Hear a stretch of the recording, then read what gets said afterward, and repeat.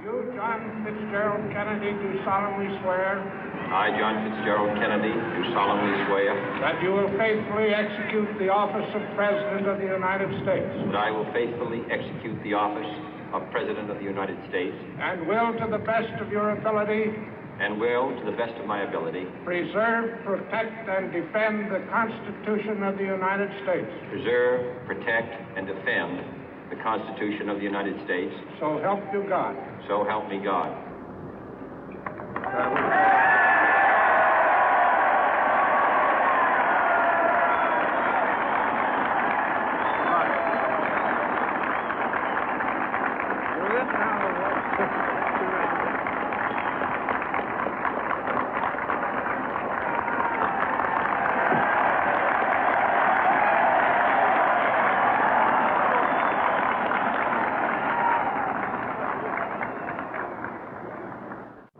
Vice President Johnson, Mr. Speaker, Mr. Chief Justice, President Eisenhower, Vice President Nixon, President Truman, Reverend clergy, fellow citizens. We observe today not a victory of party, but a celebration of freedom, symbolizing an end as well as a beginning, signifying renewal as well as change. For I have sworn before you and Almighty God the same solemn oath our forebears prescribed nearly a century and 3/4 ago.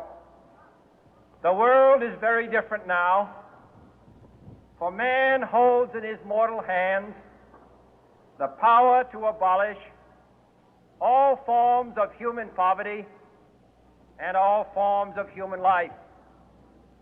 And yet the same revolutionary beliefs for which our forebears fought are still at issue around the globe. The belief that the rights of man come not from the generosity of the state, but from the hand of God. We dare not forget today that we are the heirs of that first revolution.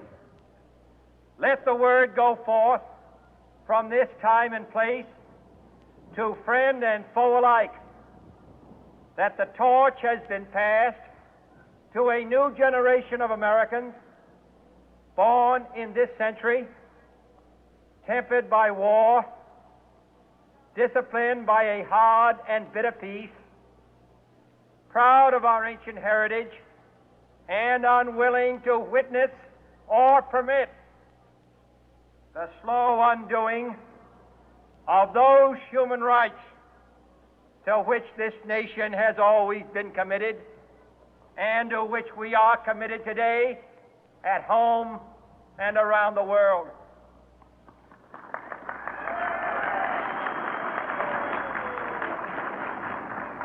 Let every nation know, whether it wishes us well or ill, that we shall pay any price, bear any burden, meet any hardship, support any friend, oppose any foe to assure the survival and the success of liberty.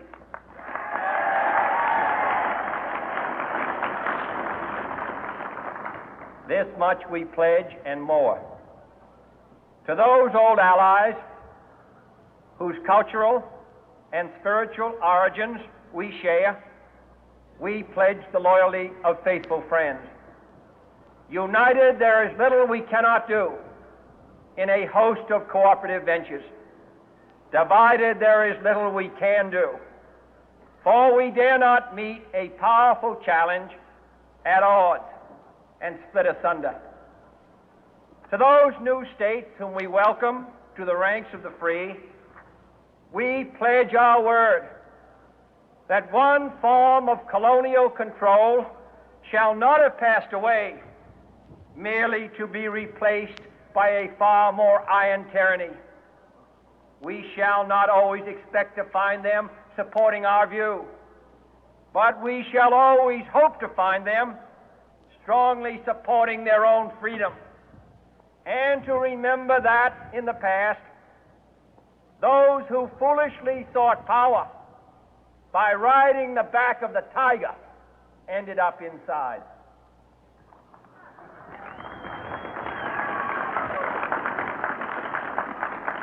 To those people in the huts and villages of half the globe struggling to break the bonds of mass misery, we pledge our best efforts to help them help themselves for whatever period is required, not because the communists may be doing it, not because we seek their votes, but because it is right. If a free society cannot help the many who are poor, it cannot save the few who are rich.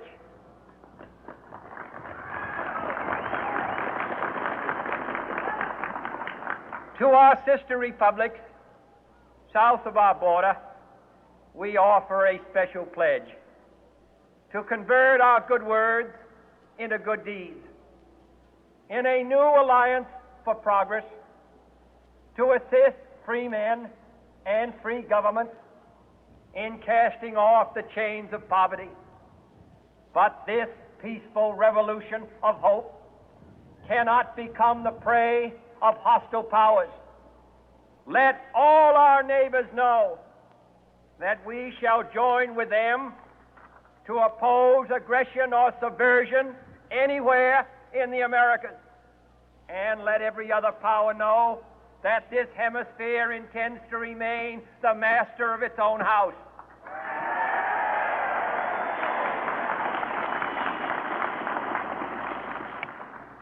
To that World Assembly of Sovereign States, the United Nations, our last best hope, in an age where the instruments of war have far outpaced the instruments of peace, we renew our pledge of support to prevent it from becoming merely a forum for invective, to strengthen its shield of the new and the weak, and to enlarge the area in which its writ may run. Finally, to those nations who would make themselves our adversary, we offer not a pledge, but a request that both sides begin anew the quest for peace.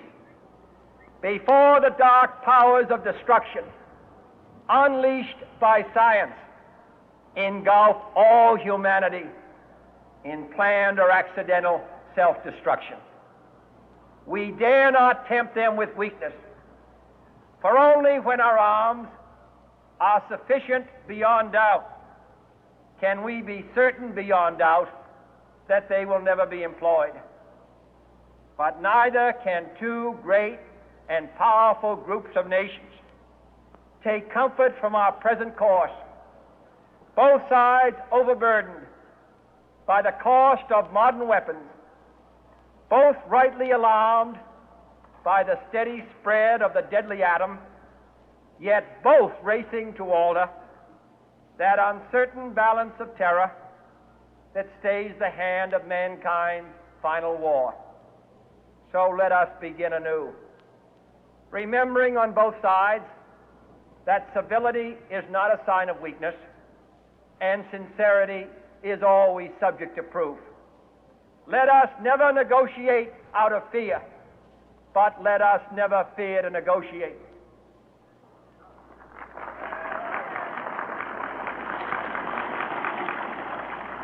Let both sides explore what problems unite us, instead of belaboring those problems which divide us. Let both sides, for the first time, formulate serious and precise proposals for the inspection and control of arms, and bring the absolute power to destroy other nations under the absolute control of all nations.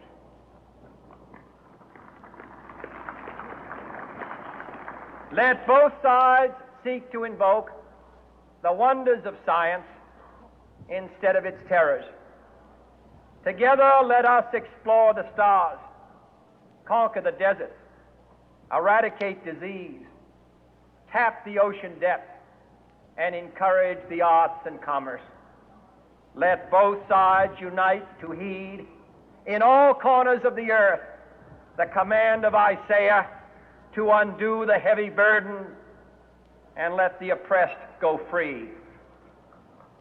And if a beachhead of cooperation may push back the jungle of suspicion, let both sides join in creating a new endeavor, not a new balance of power, but a new world of law, where the strong are just and the weak secure and the peace preserved.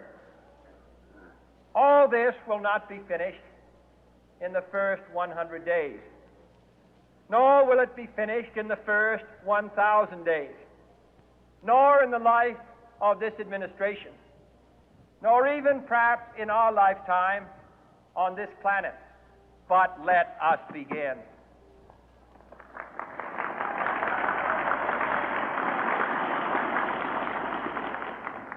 In your hands, my fellow citizens, more than mine, will rest the final success or failure of our course. Since this country was founded, each generation of Americans has been summoned to give testimony to its national loyalty. The graves of young Americans who answered the call to service surround the globe.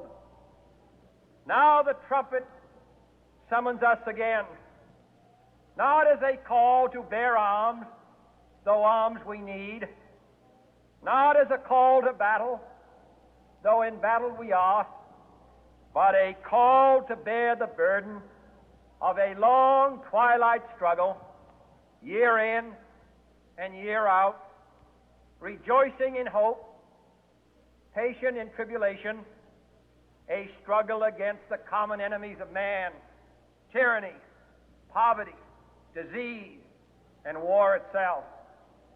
Can we forge against these enemies a grand and global alliance,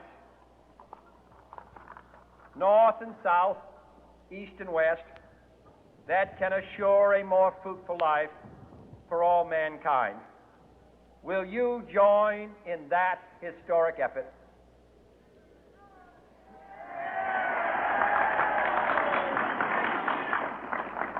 In the long history of the world, only a few generations have been granted the role of defending freedom in its hour of maximum danger. I do not shrink from this responsibility. I welcome it.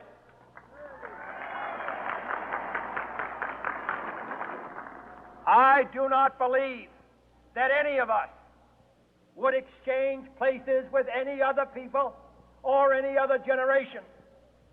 The energy, the faith, the devotion which we bring to this endeavor will light our country and all who serve it. And the glow from that fire can truly light the world. And so, my fellow Americans, ask not what your country can do for you, ask what you can do for your